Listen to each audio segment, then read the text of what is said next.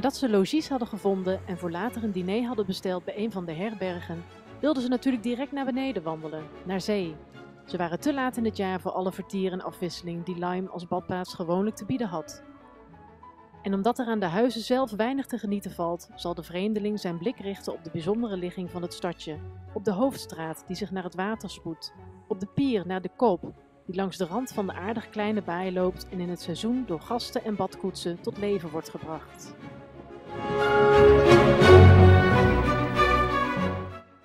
Lyme Regis is een charmant kustplaatsje aan de zuidkust van Engeland.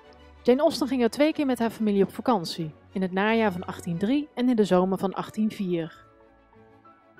Lange tijd werd gedacht dat ze tijdens een van die vakanties verbleef in een huis wat hier op deze plek stond. Inmiddels weten we dat dat niet zo is, maar in 1975 was het de reden om hier een Jane Austen tuin aan te leggen, ter ere van haar 200ste verjaardag.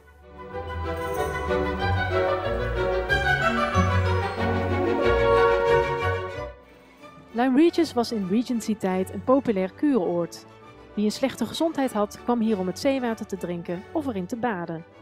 Daarvoor stonden badkoetsen langs de waterkant, waarin badgasten zich konden omkleden.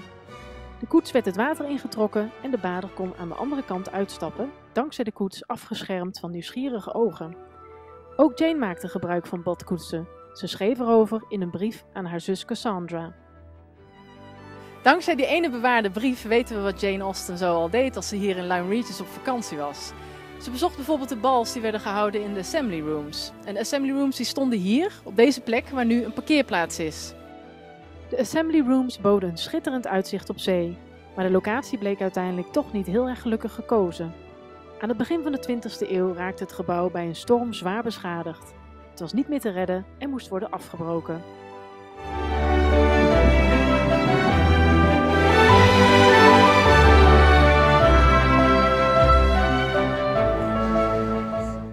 Het meest karakteristieke bouwwerk in Lyme is de Cobb, een stenen pier.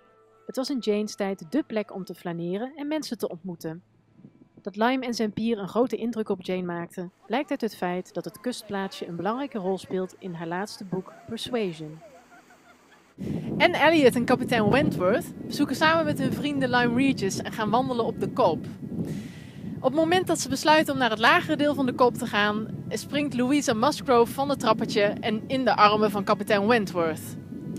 Louisa wil het nog een keer doen, alleen de kapitein is net iets te laat om haar te vangen en Louisa valt en raakt zwaar gewond. En de vraag die hier al 200 jaar leeft is, van welke trap viel Louisa Musgrove? Er zijn er namelijk 3 en alle 3 prima geschikt om vanaf te springen.